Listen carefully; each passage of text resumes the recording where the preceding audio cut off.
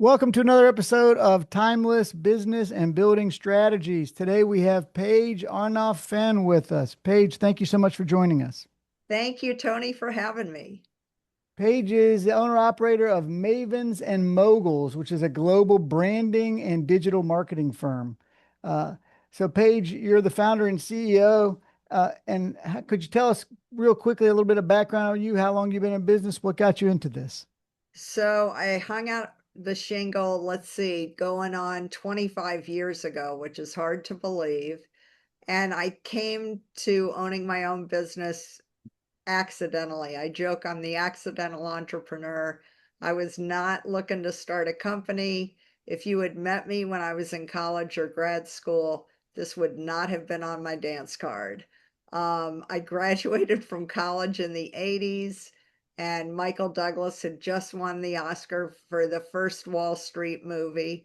I saw it my senior year in college, and I just loved it and thought, that looks really fun. And I joined an investment bank as a financial analyst, thinking that was going to be my career path. And I realized a couple weeks into my new job that what makes for a great movie does not necessarily make for a great career. But I'd made a 2 year commitment, so I stuck to my commitment and realized that I needed to find a different path. So I went back to business school and completely rebranded myself from a finance person to a marketing person. I took my first marketing class, my first semester in grad school, got the top grade, got a summer internship in marketing, and I've been doing marketing ever since. So my marketing career's had three chapters. I started at Procter Gamble, one of the biggest, most celebrated marketing companies in the world. They invented the concept of brand management. And so I worked in marketing at Procter Gamble and Coca-Cola. Coke's probably the most famous brand in the world. Big budgets, big brands that everybody's heard of. And I learned a lot, all the basics. Then my next chapter is I joined three different startups as the head of marketing. So that was a completely different challenge because no one had ever heard of any of these companies. And they all raised a lot of money and they all had good exits. So I call those my three base hits because I made a little money three times, a lot of fun. And then 9/11 happened and all the marketing jobs got canceled because people were worried about the economy and being able to raise money. And that's when I hung out the shingle to start helping companies independently. So I took baby steps from big company marketing to small company marketing to doing it for my own clients. And I've been doing it ever since. And what is your niche? Where do you thrive or where do you focus on? So I feel like we're basically a virtual marketing department for companies and organizations that need access to great marketing talent, but they only need it kind of on a outsourced basis. So they can't really justify the overhead and the expense of having a full-blown marketing team or staff. So they use us as like, a bench when they need to tap into good marketing. So we do anything a marketing department, ad agency, PR agency, or market research shop does independently. I feel like the areas where we get called on more than anything else, it's like, you know, market research, strategy, and branding. Those are kind of our sweet spot. Most of the time, when somebody picks up the phone or drops me an email and says, I need your help, those are the things that usually get people to act. Like, they need a new website, they need a new tagline, a logo, they need marketing materials, they've got a trade show coming up, they have a new product they're about to launch, and they need help. They need arms and legs and experience to help them get to that next level. And and when you're getting a client, how long is your normal life cycle with that client? So it kind of depends. We work on both a project basis and a retainer basis. So a project may be, I've got a new company and I need a website so that we can launch our business. So a website, it depends. It can be very simple. It could be like a WordPress kind of, template.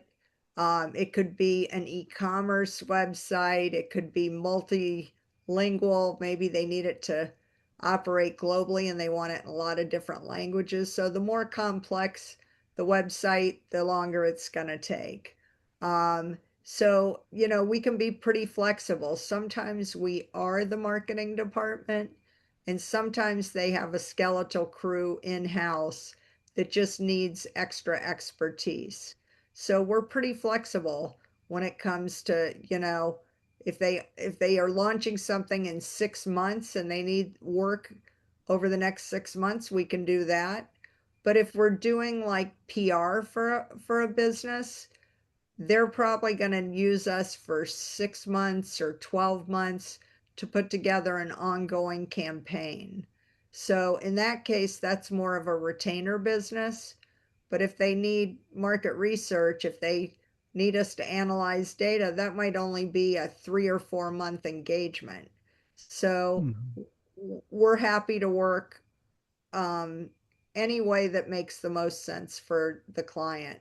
We can be pretty flexible. I see. So, as you've gone through this 25-year experience, because you're talking about, from basically getting a brand off the ground to PR work to updating websites or a new niche rollout of an existing company. Have you have you found one to be where you guys really hit stride the best and where you get the most referrals and repeat clients? So I have a funny story.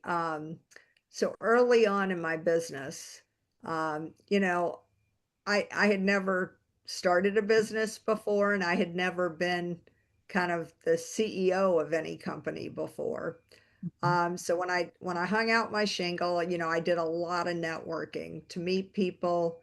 I gave a lot of talks, a lot of presentations, and I joined a lot of networking groups.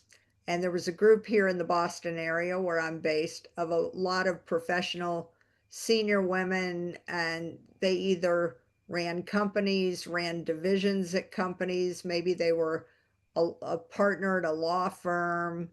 Um, and so it was like a professional women's networking group, and there were hundreds of members. Mhm. And so I was very active in networking, and I met this woman CEO. She had a, a B2B service business, Mhm. and we were introduced to each other at a networking event. And she said, I think I'm going to need some marketing. Can you come out to the suburbs and I want to show you my business and see if you can help? So I said, sure. We had a great meeting. I sent her a proposal and she needed a lot of help. And I followed up about a week later. I didn't hear anything back. She never acknowledged the email with the proposal. I left her a voicemail. I followed up on email. Nothing. Radio silence, crickets. Right. So about a week later, the women's group was meeting for an event, and this prospect of mine was the keynote speaker at the event.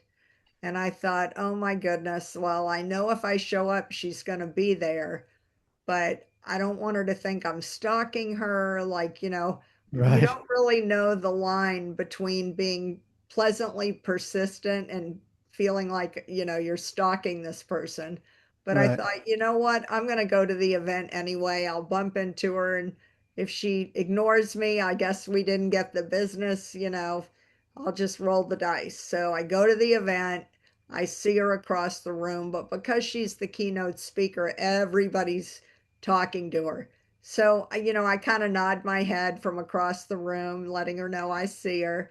And I just keep networking. And then they call the meeting to order, and she gets up on the stage and she gives this talk that she had prepared.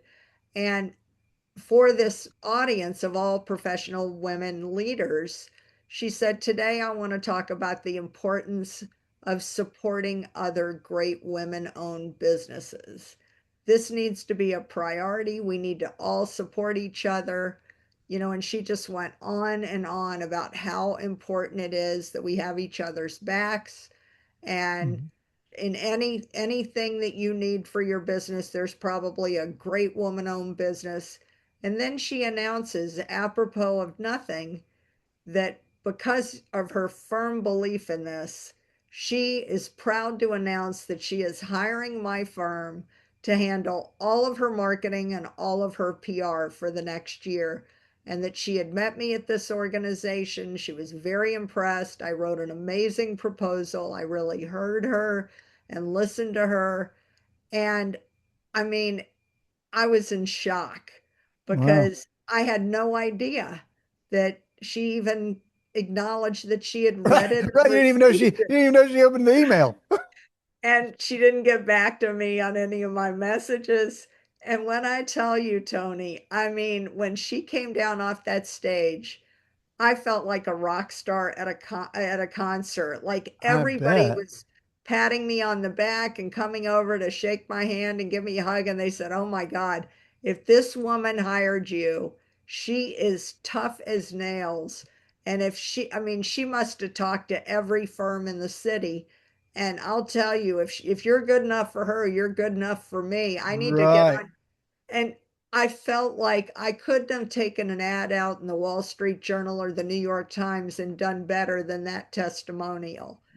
And Wow. I'll tell you, the month that followed that meeting, I got more business and it was early on in my company, and that really put us on the map. I Wow. mean, I was absolutely blown away with the power of an authentic referral of Hmm. somebody who, An has a established reputation. person with a great reputation, and especially a hard-hitting reputation like you just mentioned. That is critical. And then for growing a business, obviously, a referral network is one of the strongest networks you can ever build, and that is how you get that's how you grow a business and establish sustainability. So that's fantastic. So tell me a bit more because I love this story that you've started. So did you go through the whole year with this client, and did it end at the year, or did it extend on beyond that year? So the proposal was for, um, I don't even think it was a full year. She needed kind of a brand refresh. She was in Hmm. a very competitive industry, and she did not have a rock solid brand. Like it was a little muddy in terms of what her differentiation was versus the competition. And so we really had to dig in, do some research, and figure out what was her special sauce. How did she do better than the competitors in her category? Hmm. What was unique, special, and different? What was the real estate that she owned that made it so that if her customers had a problem that she could help them solve, that they thought of her before anybody else. So we did a lot of, market research to get her story straight and to find the right words and pictures to tell a unique brand story. Once we did that, we needed to get it incorporated into everything that she did on her website, in her marketing materials. And she had not done any kind of real work on her brand um, since she started the company, more than a Hmm. decade before. So we did a bit of a refresh of her logo and her tagline. So when people went to her website, it looked more current and modern. It didn't look like some dusty old brand with no personality. Mm-hmm. so I think that helped a lot. And then once we got all those ducks in a row, we handled all of her PR. And when you have a great story to tell, my bias is PR is the most cost efficient thing you can do to get your story out there. So, what are the media outlets, online and offline, where we can tell your story? Do you want to be quoted in the press? Uh, do you want to start writing a blog? Do you want to start an email newsletter? What are the things, do you want to speak at events? Um, do you have partners or affiliates you can work with that, you're both targeting a similar target audience, but you're selling them very different things. But there's power in your network because they may have an email list, they may be active on social media, they may have a newsletter. You could write an article for them, they could write an article for you. What are the trade magazines? What are the conferences that your audience is paying attention to? So we really did a very targeted effort to surround their audience. And it wasn't just a single audience that you're talking about. It rarely is. There's a primary, secondary, tertiary audience. The end Right. buyer, the person who makes the buying decision can be influenced by a lot of people. They get influenced potentially by the finance people or the procurement people in their company. So they want a story about the return on the investment. Um, but the person who's buying it might just want things, to support a new product launch or to support an initiative like a new campaign.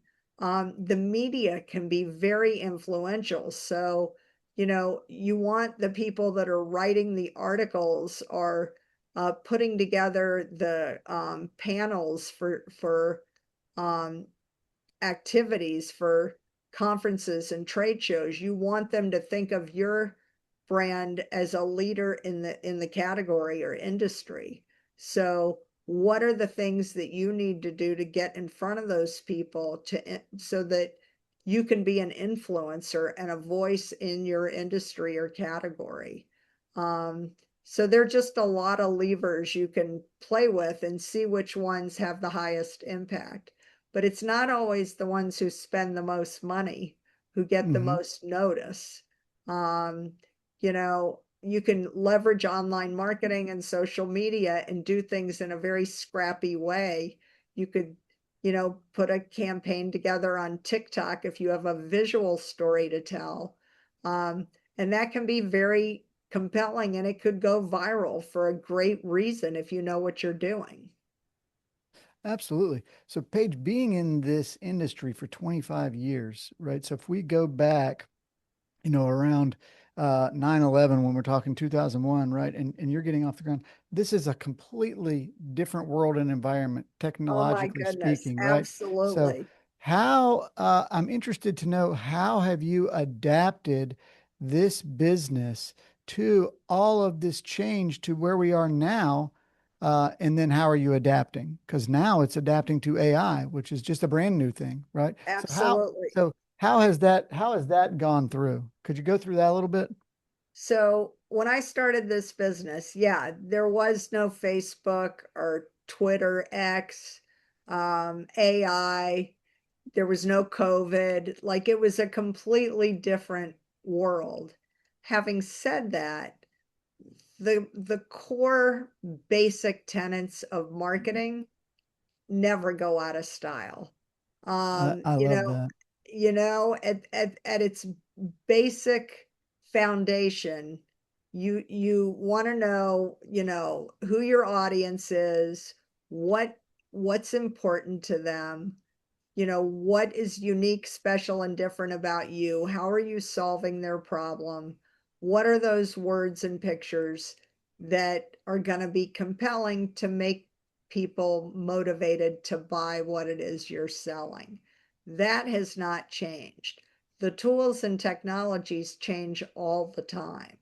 So, yeah, when I started my marketing career, they had network television, they had Yeah. print, they had radio, and they had outdoor advertising. Those were the media options that a brand could spend money on. Um, then you had the explosion of like cable TV. Then Hmm. it's like so It's it's one thing. Yeah, it's one thing after it. So you've got to be very agile. So absolutely. So what? you So when? So how do you? um, when you're working with a client and doing an intake, so let's say if we were doing an intake, right? And so I'm an established business, not a huge business, right? An established business, but we're in high growth mode. So I just went through a reiteration on branding and brand design in the last year and kind of getting that core message. But there's so many facets to this. So you can get the brand and that can speak to your company and get your image so they have the right understanding when they see your brand image, like what you're doing, right? Because you want to capture that quickly, yeah, right? Then beyond that, then we have to go to, all right, how do I get my strategic value across quickly, right? So, yeah.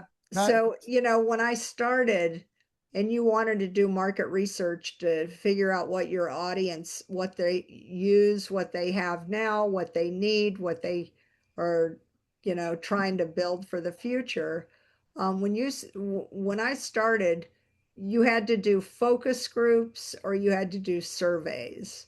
Kind of an old school way to do it. And it took a lot of time and a lot of money because, um, we're talking granular level data that you're trying to capture.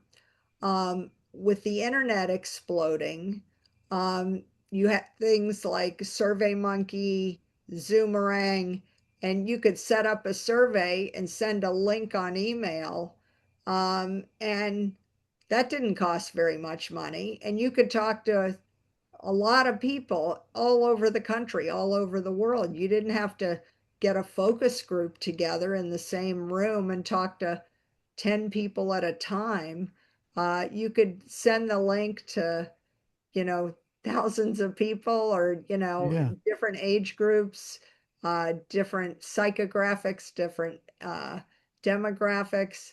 Um, and, when you used to do PR, that meant you had to do a press release, you had to pay to send it over the wire. Then you had to follow up doing desk tours. Um, PR in the old days, you had to hire a PR agency. And again, you would want to go to New York or go to different markets and meet different people. Um, Once social media took hold, it changed everything because now everyone walks around with a phone in their pocket and they're on a lot of different platforms and they have an right, audience. You don't know how many followers these people have, how many groups they belong to. So all of a sudden, everybody's got a megaphone now and you're not dependent. People don't send out press releases to announce things anymore. They right, can announce things with a few, clicks and then you hit send and it's done. So, there's been a democratization, I think, of a lot of marketing. Now, there's a lot of noise out there, and there are a lot of people not doing it very well, but that's not stopping them from doing it. So if you want to do market research, I always say garbage in, garbage out. If you ask questions in a way that's leading the witness, so how much do you like my product? Tell me three things you love about my service. That's not going to give you a lot of real data. you have to talk to people who really are your target audience, who really do spend money on the thing that it is you're selling.